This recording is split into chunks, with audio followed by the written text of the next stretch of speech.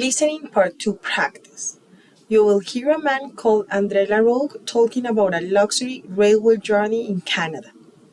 For questions 9 to 18, complete the sentences with a word or a short phrase.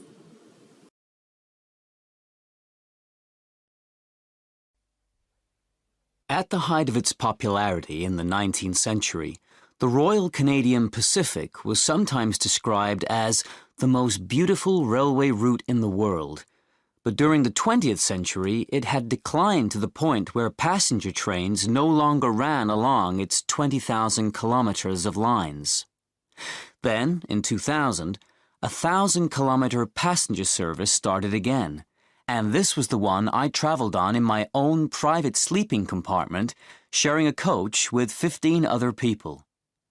The 4-day journey began and ended in Calgary, the largest city in Alberta, and one that has received international praise for being a pleasant place to live.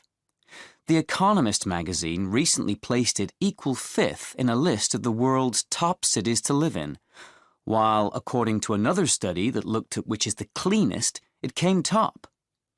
It is located close to the Rocky Mountains, which are crossed at 2 different points by the railway line. At various points along the route, the peaks rise over 1 kilometer straight up from the line, so although they aren't as tall as those in the US, they're so steep that their appearance is breathtaking. Scenes of trains winding their way through beautiful green valleys next to spectacular snow-covered peaks are, of course, often associated with Canada, especially in films. And the Canadian Pacific has become known throughout the world as a result of images of it appearing on the nation's stamps. So it was with some excitement that I boarded the train that morning, and immediately I was impressed by the luxury of the accommodation. It was like stepping back into another age, apart from the fact that each of the 8 coaches had air conditioning. The weather there in August was hot, so that was a welcome feature, as was the fact that I'd have a shower to myself.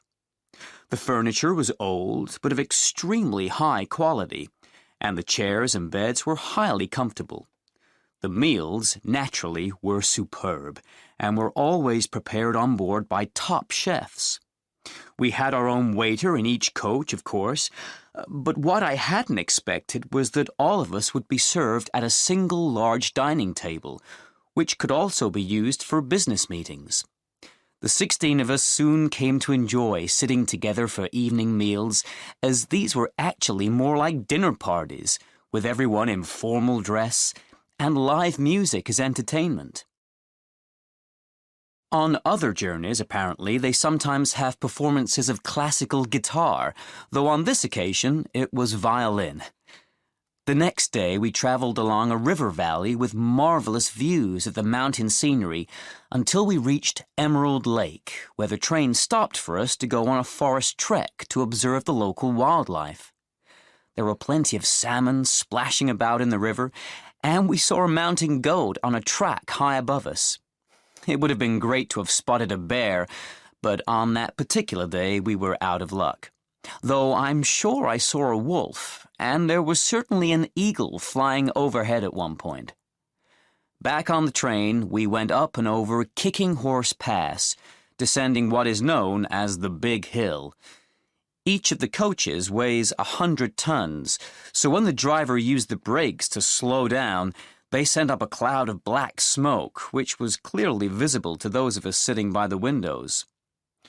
On our last evening, we came to another remarkable site near Lethbridge, Alberta's 4th biggest city. Looking like a giant spider's web, the mile-long bridge across the Oldman River is larger than any other of that type in the entire continent.